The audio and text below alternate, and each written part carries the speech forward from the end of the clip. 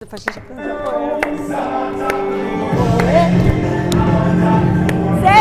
galera! Pensa que é fácil? Sextou aqui no Gazeta Esportiva, sextou de um jeito diferente, porque eu tô aqui com os meus meninos, ó, os meus estagiários, que lindo! Domingo é dia do estagiário e hoje aqui no Gazeta Esportiva nós estamos homenageando os nossos estagiários maravilhosos, Enzo Ortega, Caio Inocêncio, da Moca, que é assim, quem é da Moca a gente fala que é da Moca. Também é da Moca.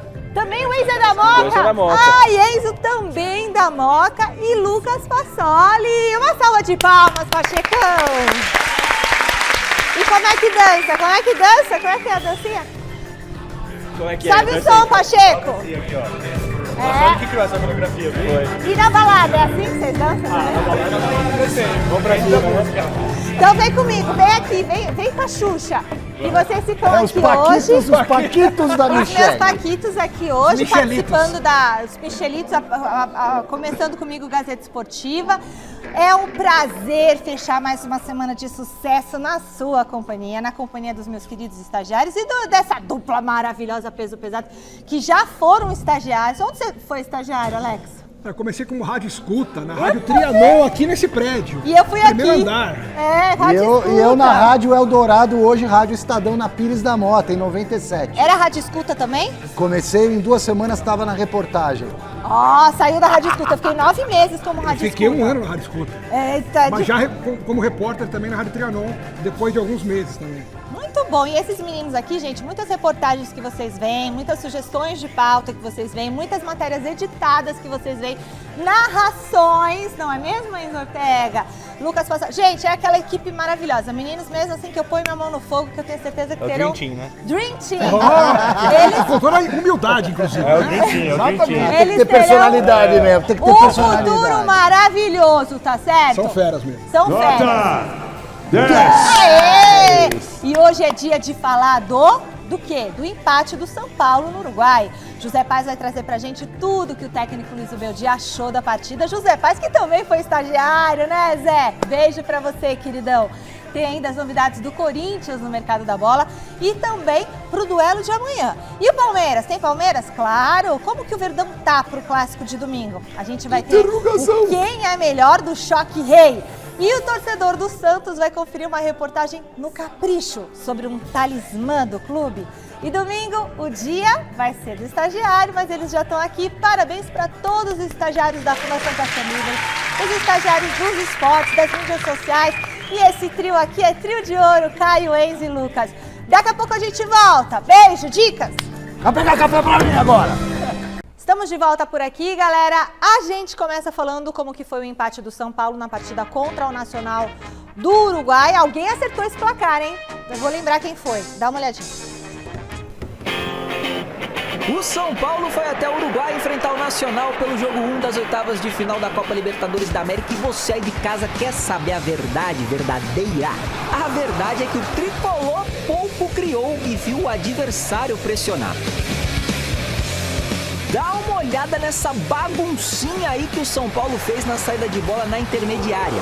O Oliva roubou a bola e mandou de fora da área mesmo. O Rafael só pôde observar o erro do camisa 9.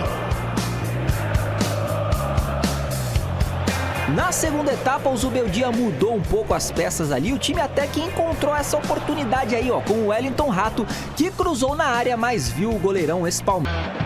Cuando uno sale de visitante y juega en un escenario diferente al que uno suele jugar, los partidos ya son de por sí difíciles y en ese contexto hubo cosas que hicimos bien, que manejamos bien ciertas situaciones y por supuesto otras que por ahí nos faltó tener un poco más de precisión, un poco más de visión panorámica para poder tener más estadística en ataque, para poder tener más situaciones de gol, ¿no? E aí, acho que o Alex ontem falou empate, né? O placar exato não foi, mas foi o empate. Então, você tá tem um valendo. empate, coluna do meio. Pois é. E aí, Alex, o que você achou do resultado? É o que o Zubeldia falou, né? Que é um cenário diferente, já é um jogo difícil por si só. Ele só não falou que o Nacional é um time muito ruim, né? Um time fraquíssimo, esse Nacional do Uruguai, e o São Paulo, mesmo assim, não jogou absolutamente nada. E se tivesse alguém para ganhar o jogo, ainda assim seria esse time ruim do Nacional. Mas, já que empatou, acabou sendo um bom resultado para o São Paulo, porque no jogo da volta, né, Michele? No jogo da volta, no Morumbi, lotado, aquela força toda da torcida do São Paulo nas arquibancadas, eu acho que o São Paulo vai ganhar e vai ganhar bem, né? A gente tá falando do jogo de ontem, é só a primeira parte desse duelo. São Paulo foi péssimo e ainda assim saiu com um bom resultado, que foi o empate. Resultado bom, desempenho ruim. É isso. E o São Paulo só não perdeu porque os atacantes aí do Nacional são grossos, né? Porque tiveram 2, 3 chances. O que eu notei, o São Paulo querer esfriar o jogo, porque ia ser muita pressão, legal, ficar tocando bola. Primeiro tempo ficou tocando bola ali, perto do gol. Não gosto disso. Até que uma hora quase entregou. Entregou algumas vezes. Eles fazem isso, Faltou não dão mais habilidade chutão, técnica para os jogadores adversários fazerem o gol, né? Segundo tempo, o São Paulo melhora um pouco, já vai tocar a bola lá no meio de campo. Agora, pô, tem que tentar agredir o adversário um pouquinho, né? Mesmo fora de casa, com tudo contra. Era para o São Paulo, se tivesse jogado o mínimo de bola, ter trazido do Uruguai uma vitória. Mas o empate basta para resolver aqui no Morumbi. Tá na hora de botar na tela, então, o quadro Olhar de Mestre com a análise completa e precisa do jogo do Tricolor. Bora assistir. Oh, minha santa guerreira! São Paulo, hein? Nossa Senhora, que joguinho vagabundo! É verdade que um empate lá em Montevidéu contra o Nacional, no mata-mata, sempre é mais edificante. Porém, o processo,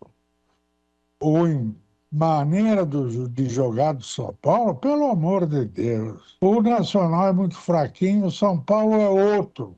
Não conseguiu. Olha, eles não deram um chute a gol ao longo de todo o primeiro tempo. Olha, São Paulo vai passar, porque vai jogar aqui no Morumbi e tal, e pode fazer 1-0 e seguir em frente. Mas eu não acho que vai muito longe, não, nesse certame continental. Esperemos, né, amor? Beijos. Um beijo, meu amor. Ele não tá muito confiante no São Paulo. Pelo jeito, né? Não vai muito longe no certame, né? Então... Beijo, mestre. Olha, o José Paes está no CCT da Barra Funda com toda a repercussão do jogo do São Paulo na Libertadores. Boa noite, José Paes. O desempenho do time decepcionou?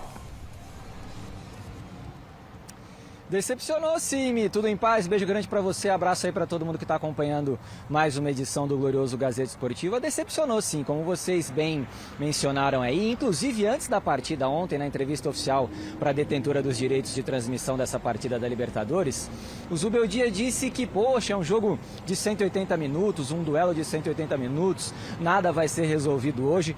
Então deu a impressão de que o São Paulo entrou em campo contra o Nacional lá no Uruguai, querendo mesmo trazer essa decisão aqui pro Morumbi, e traria, de fato, né? O segundo jogo acontece na próxima quinta-feira, às 7 horas da noite, no Morumbi, e aí o São Paulo vai decidir a sua vida, se vai ou não para as quartas de final da competição.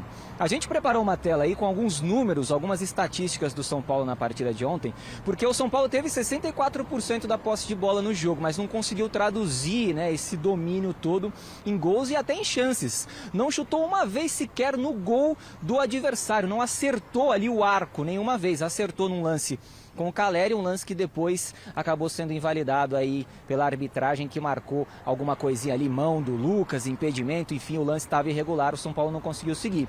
Não teve nenhum escanteio também o São Paulo, teve um ataque perigoso, exatamente esse aí do Caleri, que acabou invalidado pela arbitragem. Então foi um jogo em que o São Paulo criou muito pouco, em que mais uma vez o Luciano, que jogou de meia, foi muito questionado por parte da torcida, principalmente nas redes sociais. O Luciano é um cara que faz muito gol, é um cara que é ídolo da torcida partida do São Paulo, mas que quando joga ali de meia, ele não rende o que tem que render. É um atacante. E o próprio Lucas, depois do jogo, falou, poxa, eu joguei pela direita, mas eu tinha a liberdade de vir pelo meio. Essas trocas aí, essa troca entre os dois não funcionou nessa partida e o São Paulo acabou empatando em 0-0 e, repito, vai decidir aqui no Orumbis. Zubeldia foi questionado exatamente isso, sobre essa escalação do camisa 10 como um meia clássico, do Luciano como um meia clássico no jogo de ontem. Vamos conferir o técnico argentino do São Paulo. A veces hemos encontrado las situaciones de ataque con un jugador en una posición, después con ese mismo jugador en otra posición. Yo creo que tenemos esa flexibilidad como equipo que, bueno, por lo general nos está dando ayuda. Y lo que sí cambia un poco es el contexto. Por ejemplo, la cancha, por ahí hay canchas que son un poco más lentas en la conducción y otras canchas son mucho más rápidas, ¿viste? Entonces eso cambia un poco porque dificulta un poco el traslado, dificulta... Hoy, por ejemplo, había también un poco de viento, entonces los cambios de orientación, los pases longos, por ahí se dificulta un poco, ¿no? Pero bueno, es Copa. Por eso había que hacer bien el build-up, la construcción, había que defender bien cuando el rival te quisiera buscar cruzamiento y demás.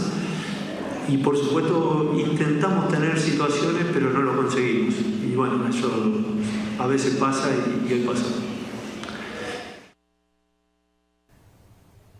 Tá, então a palavra do Zubeldia aqui no Gazeta Esportiva, que tem esse quebra-cabeça aí, né? Então, assim, alguém vai ter que jogar numa posição que não gosta se for para escalar Ferreirinha, Lucas, Luciano e Caleri. Alguém vai sobrar aí e, por enquanto, nas últimas partidas, vem sobrando muito pro Luciano e muito pro Lucas também, que já disse que atua ali pelo lado, não tem problema, mas que rende melhor jogando pelo meio. Devolvo para vocês aí, para vocês comentarem esses pormenores. Daqui a pouquinho eu retorno aqui direto do CCT da Barra Funda pra gente já projetar o Choque Rei. Tem clássico no próximo domingo, tem Palmeiras e São Paulo. Devolvo para você aí, Mi. Muito obrigada, José Paz. É isso aí. E aí, tendo em vista esse empate, vocês acham que isso pode ter alguma influência no Choque Rei?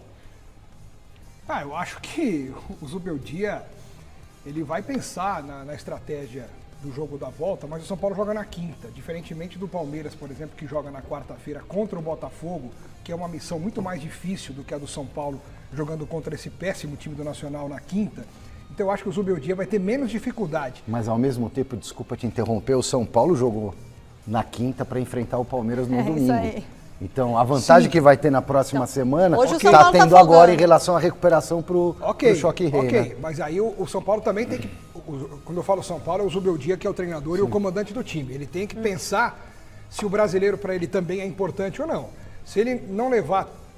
não é não levar a sério, mas se ele não der tanta importância para o brasileiro e pensar só na Libertadores, tudo bem, ele pode até ver quem que ficou cansado depois do jogo de ontem e não colocar em campo no domingo para evitar uma lesão.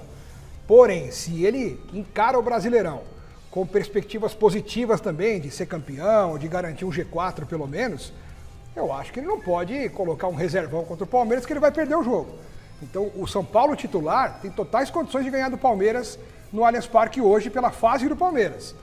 Mas, se começar a trocar muito, colocar reserva, aí fica difícil. Tem que ver o que o Zubeldia quer. Eu acho o fim da picada, um jogo desse tamanho, com dois times que estão empatados, com 38 pontos, brigando em tese pelo título do campeonato, por pontos corridos, que é uma final a cada rodada, não é isso que fala? Eu não gosto desse formato. Eu gosto de campeonato com final, com mata-mata, mas tudo bem.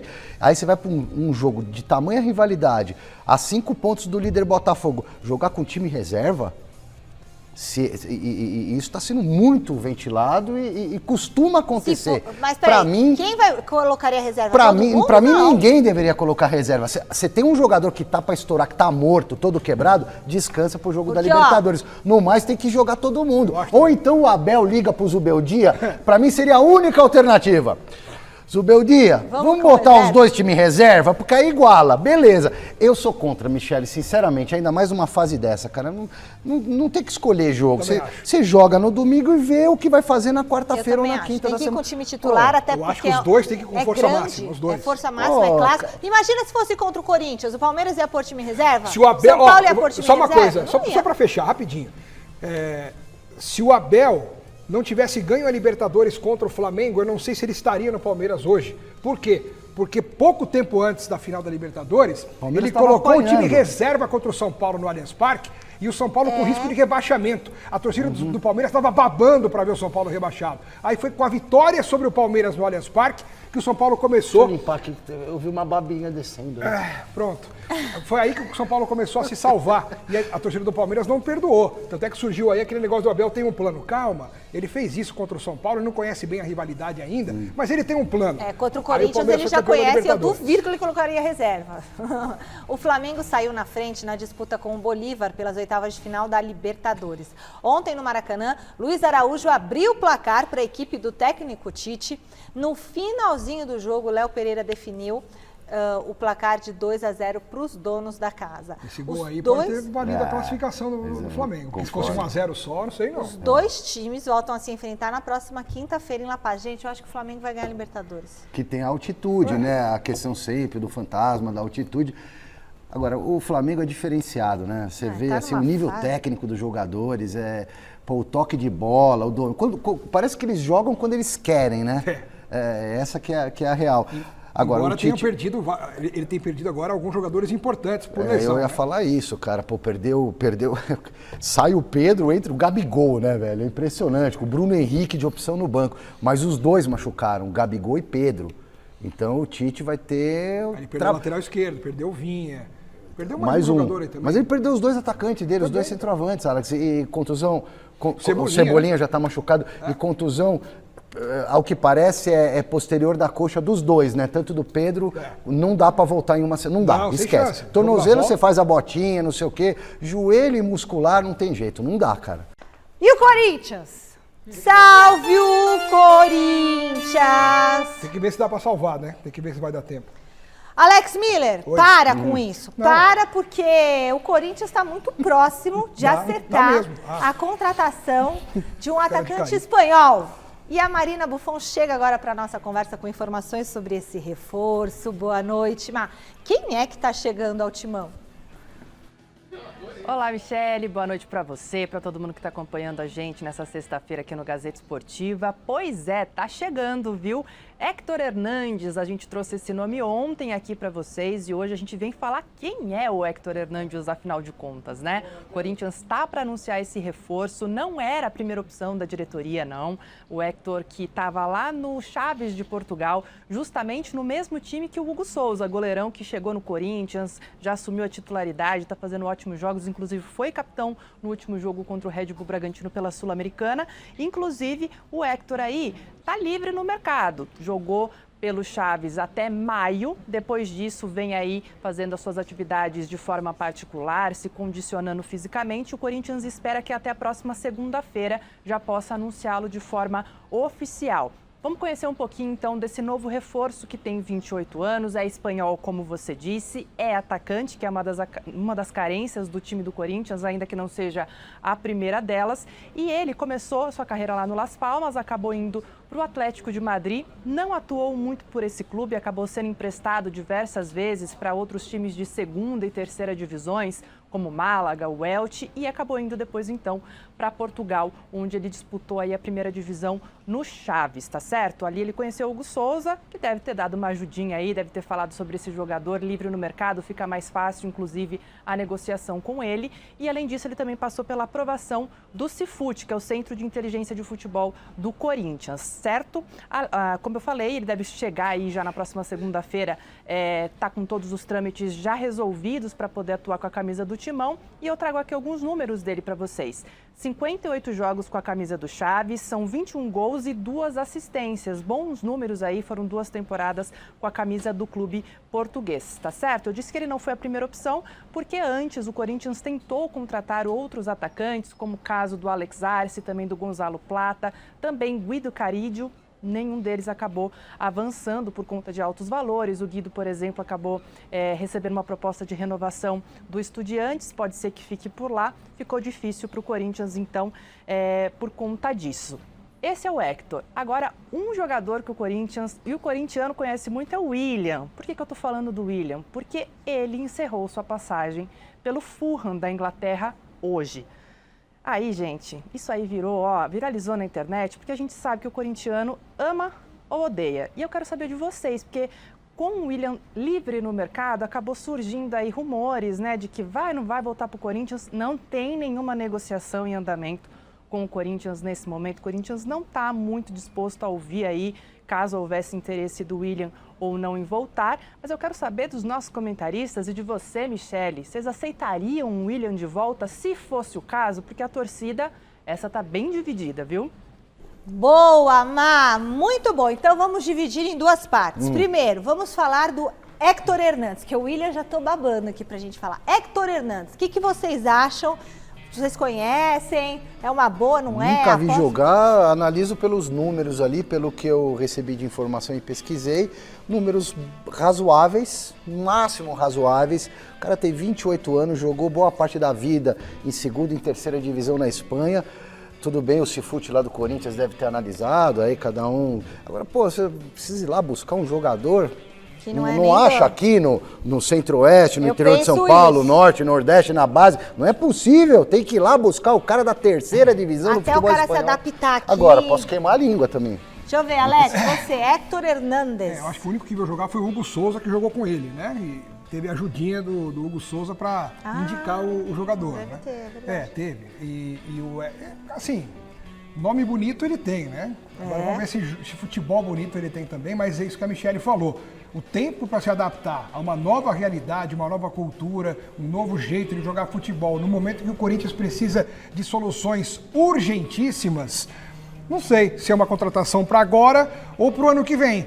Mas se for para agora, é uma aposta assim daquelas que fica claro para mim que o Corinthians está tirando para todo lado. Mas é desespero. É por isso. Assim tá como a gente vai falar agora do William. Agora sobre o William, o que vocês acham? O William, assim, o Corinthians não está negociando com o William, mas vocês acham que o Corinthians poderia começar até a pensar nessa negociação? Ele já não foi embora por causa de violência, até que foi ameaçado. Ele não foi embora do Corinthians? Vai agora... Mas já que o planejamento tá sendo assim improvisado, vai no desespero porque não pode cair, fácil, se o William quiser jogar aqui... Mas ele jogou?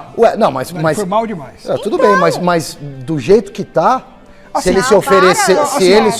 Só um detalhe, ele foi mal demais, foi embora reclamando da violência do país, das ameaças, das mensagens de redes sociais...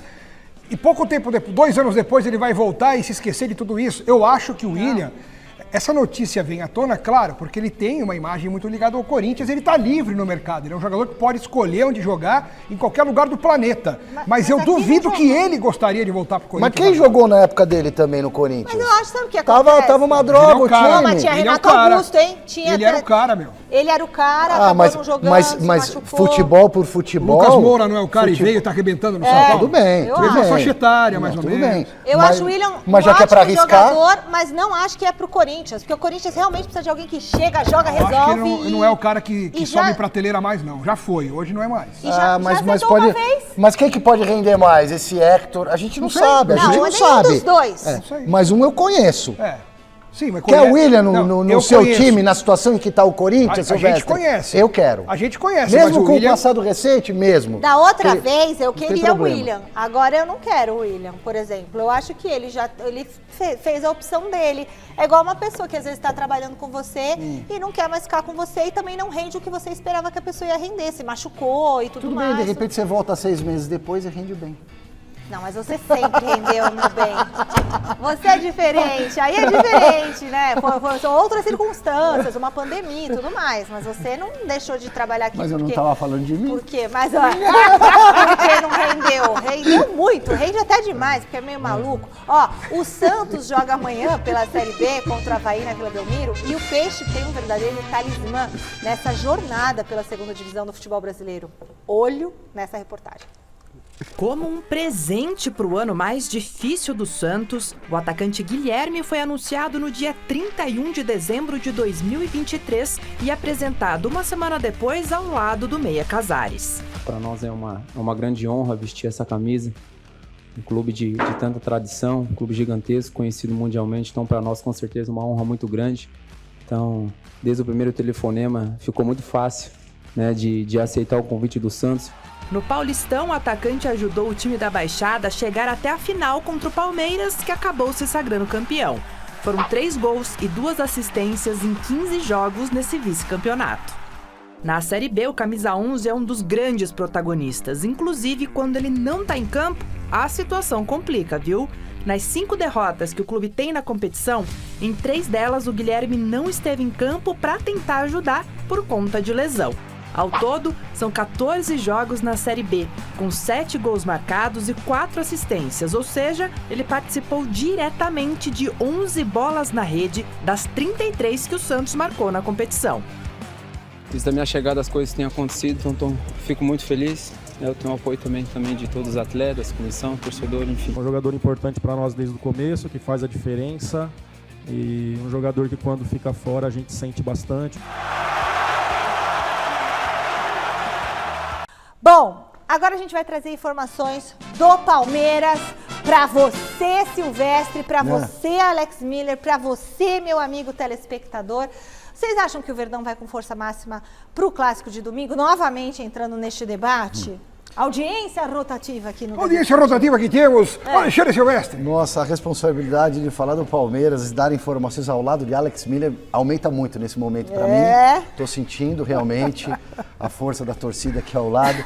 Ó, o que eu posso garantir é que o Murilo não vai jogar porque ele tá suspenso. É um reforço. E o Estevão? Ó, o corneteiro aqui. É um reforço. Ó, e o Estevão? Eu que não sou o Abel, que não sou o treinador, que não vejo o treino, porque os caras fecharam tudo e que tenho poucas informações do dia a dia, né? Como a maioria dos repórteres hoje em dia que trabalham com futebol aqui em São Paulo, principalmente.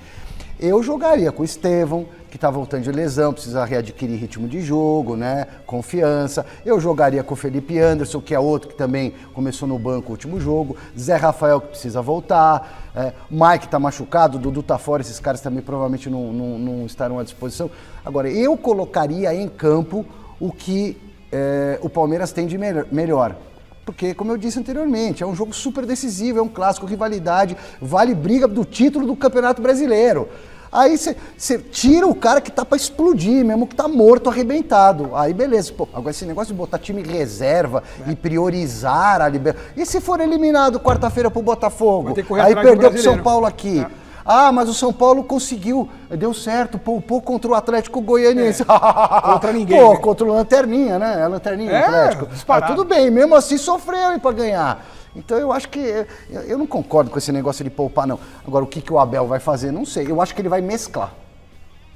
A sensação que eu tenho é que ele vai mesclar. Alguns titulares jogam, outros não. Se ele mesclar, eu espero que ele mescle, pelo menos com qualidade. Que dentro dessa mescla, ele dê uma oportunidade, por exemplo, para o Rômulo, que parece que quando ele entra bem, ele leva um castigo e não joga nunca mais. Parece que o jogador tem que jogar mal para ter cadeira cativa no time do Abel, né?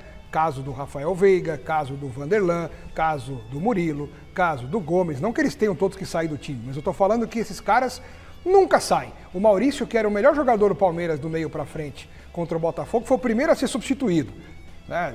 Ali, assim, o Abel tá em má fase em termos de escolhas, juntamente com outros jogadores do Palmeiras. E esse está sendo o problema.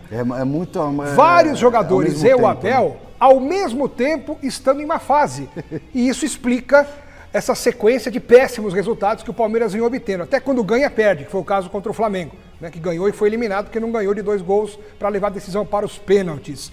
Então, Abel Ferreira, tá na hora de você reagir junto com alguns jogadores que são muito bons, mas que há um bom tempo não vem jogando absolutamente nada. Bom, então vamos para um novo contato com o José Paz no CCT da Barra Funda. Ô Zé, primeiro eu quero perguntar para você, que já foi estagiário aqui na TV Gazeta como eu, se você acha que o São Paulo vai com time reserva, né? se você acha que o Palmeiras vai com time reserva. E a escalação, né, Zé? O que você acha que o Zubeldia vai fazer? Você tem alguma pista? Primeiro falando sobre o estágio aí, Michele. Fui estagiário em 2010 aqui na TV Gazeta, entrei em 2010.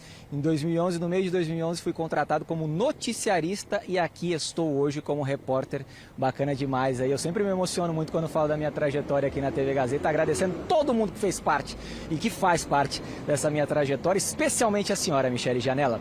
E olha só, falando sobre time aí, sobre Palmeiras, sobre São Paulo, a tendência é de que o professor Zubeldia ele poupe alguns atletas. E aí, imaginando, fazendo um exercício aqui de imaginação, Rafinha, um cara experiente, que precisa, né, ser poupado em alguns jogos, não dá para ele jogar todos, já está com 38. Existe a possibilidade dele ser poupado, especialmente porque o Igor Vinícius, ele está recuperado aí, ele foi poupado nos últimos jogos porque existia um risco de lesão, não jogou, então tá tinindo, tá voando. Então o Igor Vinícius pode ganhar uma chance aí nesse time do São Paulo para a partida contra o Palmeiras. Luiz Gustavo, mais um cara veterano, né, que está tendo que jogar vários jogos. O São Paulo tem poucos médio volantes ali para girar o seu elenco. Então o Luiz Gustavo vem sendo muito utilizado e está jogando muito bem. Pode ganhar um respiro. O próprio Caleri também, que é um cara que vem de lesões recentes. Tem o André Silva que quando entra corresponde. Então assim, algumas funções ali. O Wellington Rato quando entra está entrando bem. O Lucas pode ficar no banco. Enfim, ele pode mexer em algumas peças importantes para pensar assim no jogo da próxima quinta-feira. Mas é isso que vocês comentavam, o jogo do São Paulo é só na outra quinta-feira. É bem verdade que o São Paulo também tem um dia a menos de descanso em relação ao Palmeiras. E é isso que eu quero falar também, o São Paulo não treinou hoje aqui no CCT da Barra Funda. Foi um dia de folga depois da viagem de ontem, voltando lá de Montevidéu, depois do empate em 0-0. O São Paulo retoma os trabalhos aqui no CCT amanhã de manhã, faz só um trabalho visando o jogo contra o Palmeiras no Allianz Parque, domingo às 16 horas, estarei lá trazendo tudo para vocês no Mesa Redonda. Claro que o Zubeldia foi questionado sobre esse tema, vai de time misto, vai de titular, vai mesclar? Vamos ver o que respondeu então o Zubeldia na entrevista coletiva exatamente sobre esse assunto lá no Uruguai. Roda aí. Recién terminó el partido, es muy difícil estar pensando en Palmeiras, pero en el avión nos tomaremos nuestro tiempo para ya mañana empezar a planificar el partido de Palmeiras, pero ahora es imposible que te pueda contestar esa pregunta porque dependía también de cómo terminaban los jugadores, o depende de cómo terminen los jugadores en el partido de hoy, un montón de factores que los tengo que analizar para después tomar decisiones para el domingo.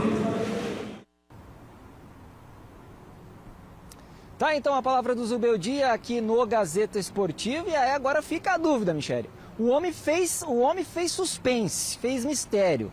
Mas eu ainda acredito que ele vai poupar aí algumas peças para esse jogo diante do Palmeiras. Em relação ao Juan, jogador made in Cotia, jogador revelado pelo São Paulo, atacante, 22 anos, já está num novo clube, já não é mais jogador do São Paulo, está lá no Göztepe da Turquia. Ele que assinou o contrato com o Southampton, iria só em janeiro do ano que vem, né? Mas aí o Southampton pagou ali 900 mil euros ao São Paulo, cerca aí de 5 milhões e meio de reais para a liberação imediata do Juan, que foi repassado, foi emprestado para esse clube turco, que é do mesmo dono do Southampton. Então tá tudo em casa, já postou lá a sua fotinho o Juan no novo clube, o novo clube já postou ele com a camisa, enfim, no estádio, tá tudo certo, não é mais atleta do São Paulo Futebol Clube. Devolvo pra vocês, viu, Michele, amigos, todo mundo, beijo grande, sextou, querida, sextou, até domingo. E o São Paulo, hein? Podemos falar ainda desse negócio de poupar? Aproveitando até o merchan. Ó, vou voltar no ano de 1992, num período de 15 dias. O ano da graça foi o ano de 92. Do vôlei, do campeonato. 92 foi o ano que o São Paulo foi campeão do mundo pela primeira vez. E que jogou a final do Campeonato Paulista com o Palmeiras. Num período de 2 semaninhas, o São Paulo decidiu a primeira final do Paulistão com força máxima no Morumbi e meteu 4-2 no Palmeiras, um jogo espetacular, dos dois inclusive, foi um grande jogo de futebol.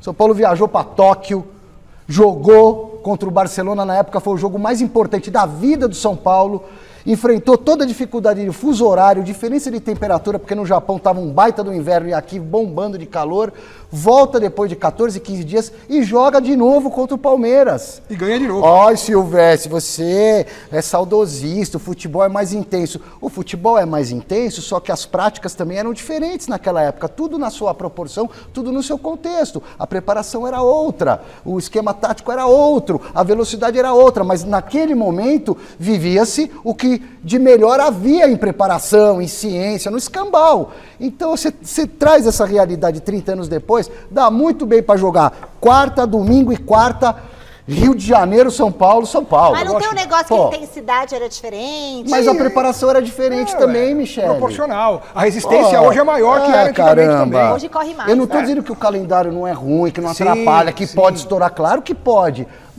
Mas principalmente numa fase em que são jogos decisivos. Nós estamos falando de um jogo na terceira rodada do Brasileiro, depois um jogo de fase de grupos da Libertadores e depois a quarta rodada. A gente está falando de jogos eliminatórios, né? Libertadores e um brasileiro que já começa a ser esboçado em termos de objetivo de cada time. Palmeiras e São Paulo estão na mesmíssima toada, empatados em pontos ganhos no Brasileiro. E também na mesma fase da Libertadores. Pô, tem Botafogo e Flamengo, que também estão disputando o título. E outra, vão poupar? Quem ganhar nesse final de semana pode encostar na liderança, porque Botafogo e Flamengo um vai tirar ponto do outro. E quem ganhar, por exemplo, o Choque Rei, né, o Fortaleza joga em Bragança Paulista com o Bragantino, não é certeza de que vai ganhar. Então, assim, o vitorioso nesse fim de semana no Brasileiro pode dar um salto na tabela. Então você vai abrir mão de tentar ganhar um jogo importante no Brasileiro, porque na quarta ou na quinta você vai jogar pela Libertadores, tem que dar um gás a mais agora. Esse é o momento de ver quem tem... Pode falar ou não? Por favor. Colhão. Tem que ver. Só não pode fazer o gesto do Abel, porque é capaz do VAR te suspender. Nossa, que tem essa também no futebol hoje em dia, né? Querem transformar o futebol num convento de freiras. Jogo decisivo, todo mundo gosta de jogar, então tá aí. O pessoal tem que falar pro treinador, eu quero jogar, eu vou jogar e eu vou arrebentar. Aquele jogo que para agora, precisa preservar um cara que tá arrebentado, morto. Aí é exceção. Pô, tô sem um zagueiro reserva, não vou gastar os dois, sabe? Uma coisa pontual, mas vamos pro pau, gente. É isso aí. Falei. Vocês viram aqui que tá bem complicado de descobrir a escalação dos dois times pro clássico de domingo, mas a gente vai montar um quem é melhor contando com as escalações principais.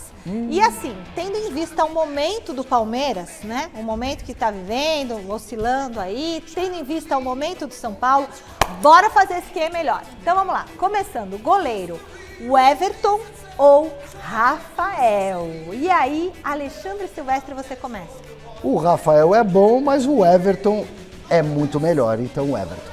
O Rafael é quem está sendo convocado para a seleção. Isso que eu ia falar, se o Dorival Júnior for justo na sua próxima convocação e olhar o momento, a fase, então ele tem que dar uma chance pro Everton, que hoje é o melhor goleiro do Brasil. Ih, empatou. Por que empatou? Eu votei no Everton. Você votou no Everton? Ele só elogiou o Rafael. É porque eu não quero parecer que eu não gosto do Rafael. Para de deixar eu atrapalhada aqui. Você começa elogiando minha missão é atrapalhar você e o diretor. Então, peraí, eu falo do Rafael... Eu falo do Rafael e parece que eu não gosto. Não é que eu não gosto, eu acho o Rafael um bom goleiro, mas pra mim ele não é goleiro de seleção brasileira. Ele é um ótimo goleiro pro São Paulo Futebol Clube, foi o melhor depois do Rogério Ceni. Tá bom, já legal. Tá mas o Everton é melhor que ele. O Everton já ganhou, nem vou votar. Pode passar, próxima.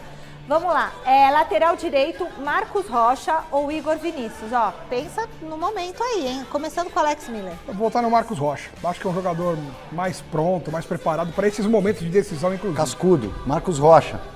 Então, de novo, eu também não vou votar, mas ia ser Marcos Rocha. Então, 2 pontos para o Palmeiras, nenhum ponto para o São Paulo. Próxima posição, zagueiro, temos o Gomes e o Arboleda. E aí? Ó, se fosse um outro momento, acho que era Gomes na cabeça, nem se discute, né? Essa é a dupla de zaga, os dois no auge. Os dois no auge, para mim, seria uma dupla de zaga aqui para o futebol brasileiro quase que perfeita. Né? O momento do Arboleda é melhor, o Gustavo Gomes caiu de produção nos últimos tempos.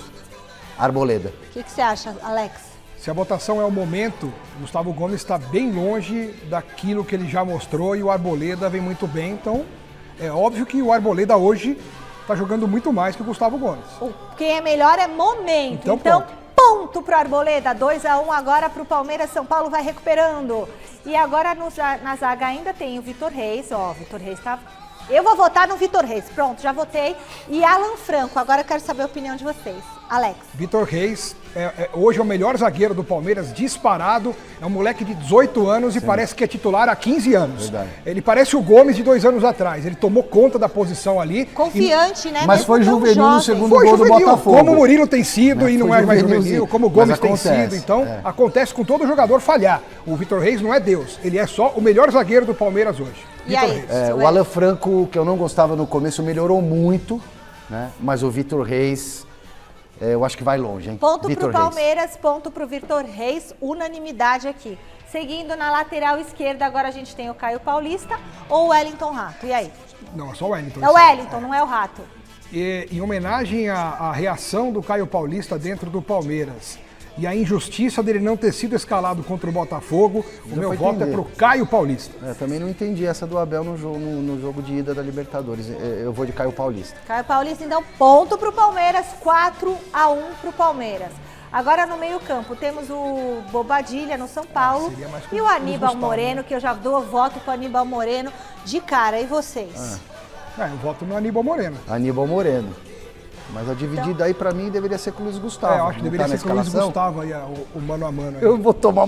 Não é mano a mano, é quem é melhor. E o Silvestre traída. ajudou a montar e agora ele tá gongando tudo que foi feito. É ótimo. Pessoa que tem, vai se atrapalhando. Zé Rafael ou Luiz Gustavo? Ou Alexandre Silvestre? Nesse momento, o Luiz Gustavo. Tá jogando bem o Luiz Gustavo pelo São Paulo. Tô gostando de ver. Luiz Gustavo e você, Alex? Entre esses dois, nesse momento, mas disparado, assim, anos-luz, Luiz Gustavo à frente do Zé Rafael. Então, ponto pro São Paulo. Já foi o São Paulo. Respira! São Paulo pode recuperar ainda? Ainda pode. Vamos ver. O Rafael Veiga não tá jogando nada, hein? E o Luciano, o que vocês acham? O Luciano é um dos jogadores mais decisivos do São Paulo. Não sei porque pegam tanto no pé.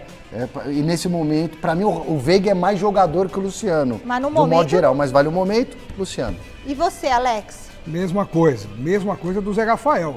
Pelo momento, o Rafael Veiga é uma criancinha perto do Luciano, que é um adulto. É, Luciano. O senhor está muito amargo. Não, é assim, aqui a gente sempre votou no Rafael Veiga, né? Eu também, Mas... na minha vida inteira, eu quase Sempre, vou no Rafael sempre. Veiga. Mas como é momento, o Rafael momento. Veiga parece que tá de férias, não sei. Eu sempre votei no Gustavo Gomes e no Rafael Veiga, mas esses agora, o momento não tá muito bom. Ponto pro São Paulo, justo com o Rafael Veiga, coisa louca, né? Estevão... Aí ferrou, Oi, hein? agora... Essa é paulada, hein? Essa briga tá... briga de cachorro grande. Estevão ou Lucas Moura, Alex? Em homenagem ao futuro do futebol brasileiro, ao próximo novo grande convocado para a seleção brasileira, se o Dorival Júnior for justo, Lucas Moura já deu a sua contribuição para o futebol, ainda vai dar para o São Paulo, mas Estevão tem o meu voto, ele é craque, é gênio. É seco agora. 2 jogadores diferenciados, o momento é do Estevão, que fez muita falta pro Palmeiras nos últimos jogos. Ponto pro Palmeiras, 6 Palmeiras, 3 São Paulo. Gente. E agora, Felipe Anderson ou Ferreirinha no pique? Só o voto. Ferreirinha, agora Ferreirinha. Ferreirinha já fez muito e o Felipe Anderson não fez nada. Ferreirinha. Então, ponto pro São Paulo, 6-4. São Paulo tá chegando. Flaco Lopes ou Caleri? Toca no Caleri que é gol. Tá de sacanagem. E aí? E aí? Caleri, vamos ganhar Todo tempo. mundo Caleri. Olha aí, Zubeldia não estará no banco, mas preparou o time. Ou Abel Ferreira. E agora? O momento, hein? Quem tá na frente no Brasileirão? O Palmeiras, mas por critério de desempate. E aí? Abel Ferreira está vivendo um momento de transição do time. Abel Ferreira é o melhor técnico do continente, top 10 do mundo. Zubeldia tá legal, mas é Abel Ferreira. Abel Ferreira, Alex? Ainda é o Abel Ferreira, sem dúvida. Abel Ferreira, então, ponto pro Palmeiras. 7 pro Palmeiras, 5 pro São Paulo, ó. Sinal que o Palmeiras vai ganhar o jogo, né? Não tem nada a ver. Não tem nada a ver. Tem, pra mim tem. Ó, ali, hein? Por muito pouco. Vamos ver o que isso vai influenciar no Choque Rei de domingo? Nada. Voltamos a falar de Corinthians. Marina tá de novo na conversa com a provável escalação do Timão pro duelo importantíssimo de amanhã. Chega mais, Mar. Pois é, né, Michele? Vocês falando aí da parte de cima da tabela, bora falar da parte de baixo, porque amanhã, 9 da noite, o Corinthians vai até o Maracanã para enfrentar o Fluminense. Ambos estão no Z4 do Campeonato Brasileiro, esse duelo válido pela 23ª rodada. O Corinthians abre a zona do rebaixamento com 21 pontos, o Fluminense vem logo abaixo com 20 pontos. Então esse duelo é importantíssimo. Ramon Dias já vem falando aí nas últimas coletivas que o Brasileirão é a prioridade do Corinthians, então a gente vai ver que time ele vai colocar em campo. Lembrando que o Ranieri sofreu um estiramento na panturrilha, está fora desse compromisso, assim como o Alex Santana e também o Yuri Alberto, que continua se recuperando aí da cirurgia que ele fez. Por outro lado, a gente tem o Coronado de volta, ele estava cumprindo suspensão na última rodada do Campeonato Brasileiro, volta a ficar à disposição. Será que o Ramon vai colocar ele para jogar? E o Romero é dúvida porque estava com desconforto também, acabou não jogando na Sul-Americana, foi poupado, a gente fica aí na dúvida se ele vai jogar amanhã ou não. Vamos para uma provável escalação do Timão então? Põe na tela aí Hugo Souza no gol com certeza, Félix Torres, André Ramalho e Kaká, Mateuzinho, Rian, Charles, Rodrigo Garro e Hugo, Thales Magno e Giovani ou Pedro Raul. Essa é a provável escalação do Corinthians para enfrentar um Fluminense que estará muito desfalcado. A gente tem os desfalques aí do Ganso, do Arias e do próprio Mano Menezes por conta de suspensão e uma série de lesionados também aí. Tem o Diogo Barbosa, Martinelli, Cano, também tem as dúvidas aí, o Nonato e o Marcelo. Mano vai ter que quebrar a cabeça para escalar esse Fluminense. Quero saber os palpites de vocês. Temos palpite? Temos campinho primeiro, então, aqui. Mas podemos dar o palpite, diretor? No pique. Palpite seco, vai. É seco, né? Esse jogo o Corinthians não perde, não. Vai ser 1-1. O Corinthians tem que ganhar esse jogo, é confronto direto. Depois o Corinthians vai pegar Fortaleza, Botafogo e Flamengo. 1-0 Corinthians. O Fluminense está todo remendado. Não vai ter o lateral, o Marcelo, não vai ter No pique! Corinthians 1-0. Olha, nem eu. E eu fiz 1-1. E o palpite do Choque Rei? 2-1, palestra! E você? Palmeiras 1-0. Eu acho que é 2-0 Palmeiras. Já pensou? Bom, e falando não, pode comentar mais do jogo do Corinthians, né? Pode comentar o jogo do Corinthians agora, porque, poxa, afinal de contas, né? Vamos lá. Ô, Alex, o Fluminense vem de derrotas, vive um mau... Joga em casa, tá pressionado, mas é a hora do Corinthians tentar buscar esses pontos para não deixar o Fluminense passar. E aí o Corinthians se atola mais. O Fluminense sem o Cano, sem o Marcelo, sem o Arias, sem o Ganso. Pelo amor, o Corinthians não pode vacilar. O Fluminense tem 1914 desfalques e o Corinthians precisa ganhar. Acho que é esse típico jogo que o Corinthians costuma se superar, sabe? Eu acho que a camisa nessa hora vai pesar, não que o Fluminense não tenha uma... Quem é o técnico do Fluminense? É o Mano Menezes. Também tá fora. Tá fora. Mas conhece muito bem o Corinthians. Mas isso aí Ele não foi mandado embora de lá? Conhece mas já bem mudou os bastante jogadores o time. do Corinthians, hein? Então não sei, não. Eu acho que o Corinthians não perde, mas eu acho que vai ser 1-1, é um palpite que tá na minha cabeça, assim, 1-1. Aliás, será que já pagaram a multa pra ele? Se perder, será uma catástrofe pro Corinthians. Um empate dos males o menor, mas a vitória mantém o Corinthians aí respirando. Bom, Gazeta Esportiva de hoje chega ao final. Domingo, 9 da noite, tem mesa redonda recebendo o tetracampeão Ricardo Rocha. Teremos sala VIP, muita festa para vocês aí de casa. Tudo sobre o Choque Rei com Alexandre Silvestre, José Paz, Osmar Garrafa, Alex Miller, Chico Lang, Miller. Gente, o programa vai estar demais. A gente te espera. Jornal da Gazeta agora. Beijo, tchau. Meu te palpite espero, é que o São Paulo vai perder.